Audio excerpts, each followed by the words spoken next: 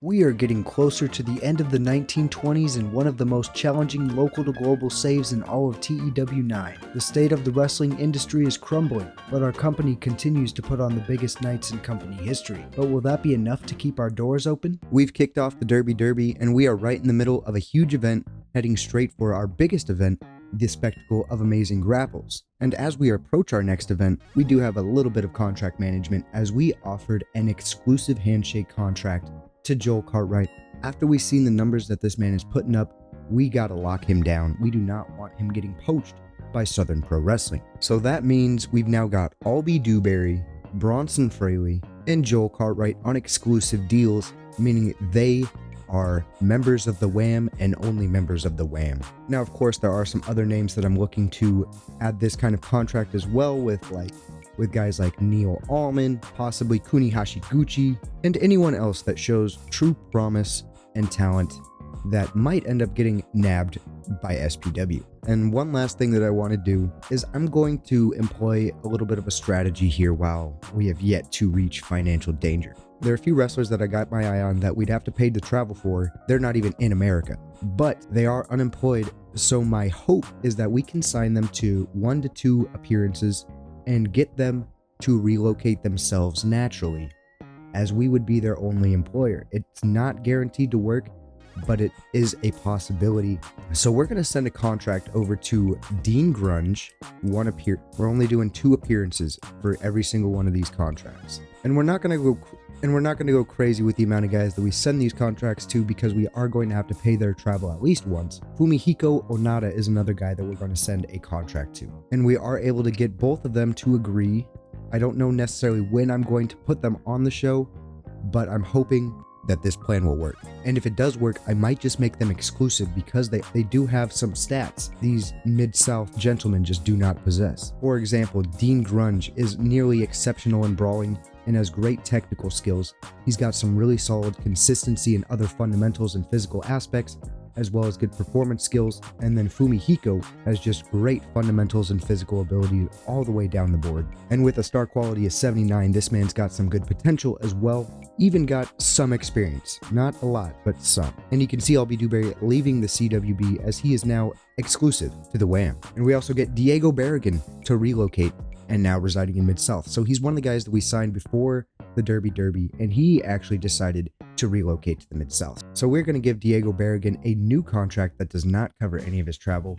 Granted, I don't think we'd have to cover any of his travel anyway, but now we've got him on an ongoing deal. But with that being said, it's time to get ready for the next show, and we are going to give just a few people the night off, including the T-Man, the sleazy T-Man, Yavraj Tanel. And we're also going to let Benson Sandy have the night off as well. And interestingly enough, Black Bull and Blue Mage are hanging out backstage, despite in storyline, in canon, these two hate one another. Amari Bryant getting heat in the locker room, we are going to fine him. The locker room issues are becoming much less relevant as we progress. This might be just a little risky given what has happened in the past, but it does provide an overall umbrella morale boost in the locker room. So we are going to go with the hardline stance and hope no one walks out. And that's what happened. Nobody walked out. You love to see it, and that is fortunate. And with that being said, we are ready to dive right into the next event, the amazing Grappling Spectacle 36 and the second round of the Derby. Our night opens up with a pre-show match between Craig Bean and Diego Barragan. 2 signings that came over for the Derby, and we have decided to keep these boys on. Craig Bean picks up a victory here in 10:24 with a fallaway slam. Craig Bean with a performance of 29 and Diego Barragan with a performance of 35. Not too bad from these newcomers here. Next pre-show match, Dean Florian makes his debut against a very talented and capable Joel Cartwright. Joel Cartwright gets an in-ring performance of 47 on his way to picking up the victory here. Dean Florian debuts with an in-ring performance of 23. Overall segment rating of 33 for our pre-show match.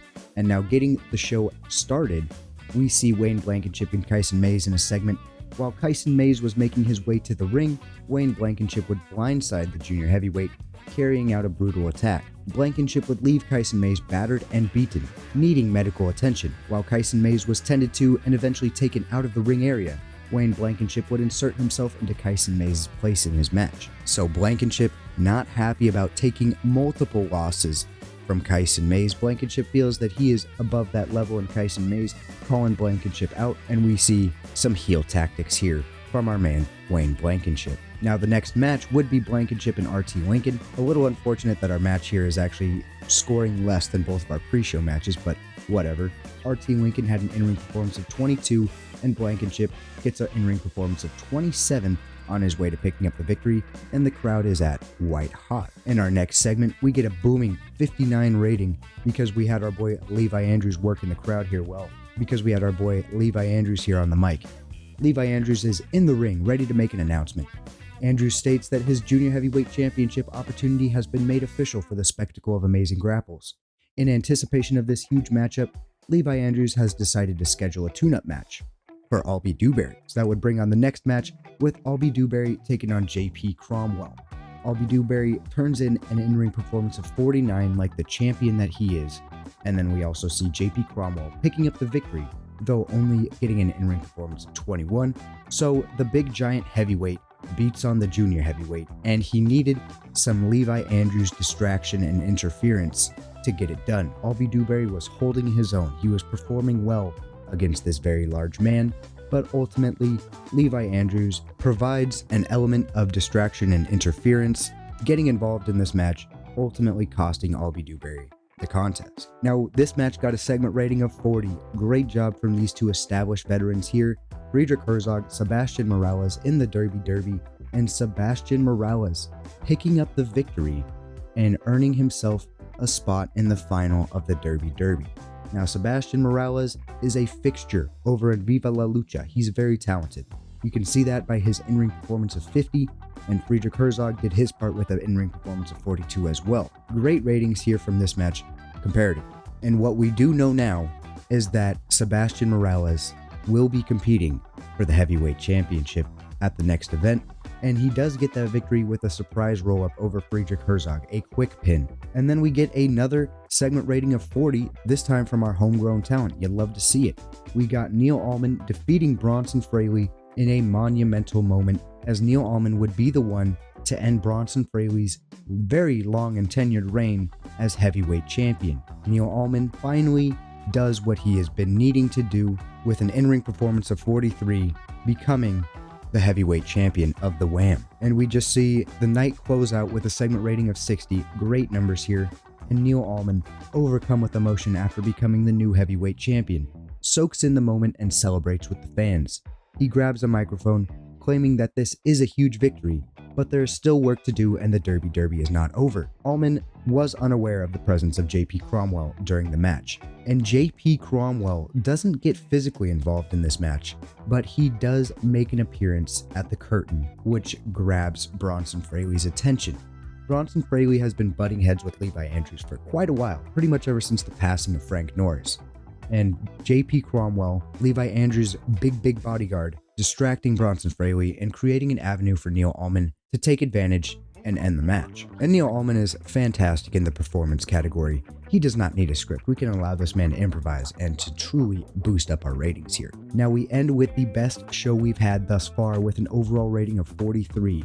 Huge numbers for the Wham here. We get some really good matches at the back end of our card, and the best segment of the night does end us. Good structure here. We would have liked to see the pre-show matches be the lowest rated segments, but unfortunately we had a few show openers that didn't score quite as well as our pre-show matches. But like I said, a truly record-breaking and monumental edition of the Amazing Grappling Spectacle. Now, to address the locker room, of course, we've got to give Neil Allman a hug, and I'm also going to give some praise to Bronson Fraley as well. We shelled out quite a bit of money for our workers here, $690. We weren't able to make a profit, but we were real close, losing just $71. And the contracts of Craig Bean and Diego Bergen did expire, so we're going to offer Craig Bean another contract, this one covering the span of a year, and we've already got an offer sent to Diego that we're waiting to hear back from. And both of those guys do accept the contract. And another relocation, a little less relevant for us, but Kamari Bryant, a referee, decided to come back to America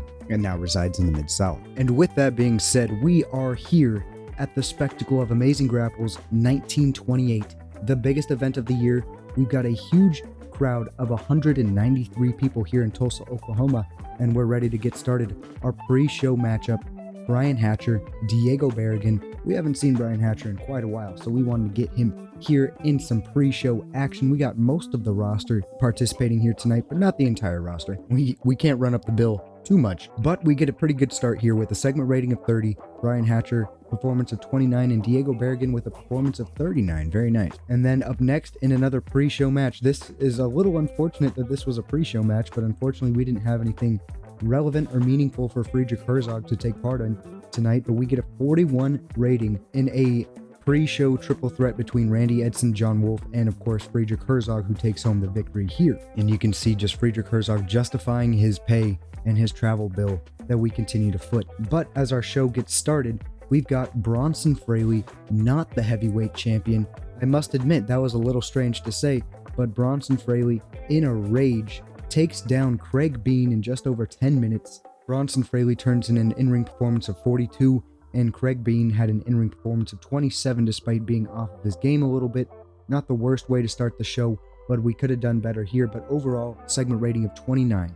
And in our next match, I screwed the pooch here on this one. Kyson Mays was not supposed to be the victor, but Wayne Blankenship, in fact, was supposed to be the one taking home this match and ending off this rivalry with a victory, but I screwed up. I set the wrong victor. I just done goofed, and that is my fault. However, we're just going to continue and proceed as if Wayne Blankenship took care of business here, and I wasn't such a goofball, and I awarded the victory to the wrong guy. As Wayne Blankenship with the better performance at an in-ring performance of 35, Kyson Mays with an in-ring performance of 28. We know these two have been going at each other for the last few months, and it ended here in a 2 out of 3 falls match as Wayne Blankenship, not Kyson Mays, took care of business here, 2 falls to 1 after losing the first. Kyson Mays picked up the first pinfall, and things seemed to be looking not great for Wayne Blankenship. However, a switch was turned and Wayne Blankenship just saw red. He was overcome with rage, and he just took over the match from that point on, ultimately ending the match in 11 minutes and 30 seconds. It didn't even drag in the middle, so you'll love to see that. And I think this might have been one of the longest matches in the history of the WAM so far. But overall, Blankenship picking up the victory here. And after the match, Wayne Blankenship, satisfied with the damage dealt to Kyson Mays, begins to mock the downed competitor who seems to have suffered an injury. The crowd would incessantly boo Wayne Blankenship until Joel Cartwright made his appearance at the stage. Cartwright would then come down to aid Kyson Mays, sending Wayne Blankenship to the back as he slithered away. Cartwright checked on Kyson Mays in the ring as the crowd was chanting for Joel Cartwright, hinting at a future altercation between the junior heavyweights. So, Blankenship putting Kyson Mays down, keeping him down for some time, and Joel Cartwright comes and makes sure no other shenanigans are at play here. Joel Cartwright is just a good dude and a white meat babyface at this point, so he came out to help his fellow junior heavyweight. In our next match, we had Albie Dewberry defending his junior heavyweight championship against Levi Andrews. Now, Levi Andrews would actually come out with the huge upset as the new junior heavyweight champion. And during this match, we would see Blue Mage, the manager and bodyguard of Levi Andrews, get involved. However, Albie Dewberry was not going to let that deter him from a successful title defense. After Blue Mage was taken care of and subsequently ejected from ringside, JP Cromwell would come in and make his presence known, as Levi Andrews would kind of bicker with Kamari Bryant, distracting the ref, and JP Cromwell would just level Albie Dewberry, allowing Levi Andrews to take advantage. So in a huge, shocking turn of events, Albie Dewberry, the man who seemed to be on fire, almost untouchable in the junior heavyweight division, takes a big loss here to the owner of the company, who is now the junior heavyweight champion. And after the match, Levi Andrews would celebrate his new championship thanks to the work of his henchmen. And for the first time, the fans are less than pleased with the movie star's antics. So some of the crowd still loves Levi Andrews, but everyone also has a very strong liking for Albie Dewberry.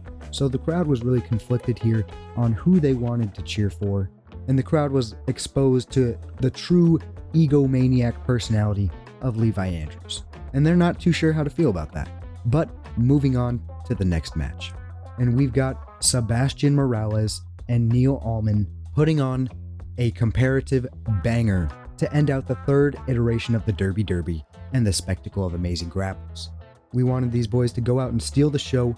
We had a creative finish here, but the match had very little drama or flow to it, And unfortunately, these two guys just do not have the greatest psychology, so he got knocked there. But Sebastian Morales with an in-ring performance of 56, my goodness, and Neil Allman with an in-ring performance of 40, so great job from these two, ultimately putting together a match rating of 42. So a big title defense for new champion Neil Allman as he makes his first successful heavyweight championship defense, and Sebastian Morales a phenomenal showing here on the Wham. And to end out the evening, after a hard-fought battle, the two Derby finalists share an exchange of respect, as Neil Allman extended his hand and Sebastian Morales responded by shaking the new champion's hand and raising his arm in victory before making his way to the back. Neil Allman would then take a moment to soak in his accomplishment of finally winning the Derby. Segment rating of 38 brought it down just a little bit, but Sebastian Morales does not have the best performance abilities. He does have great in-ring capabilities, but his performance skills are not the best.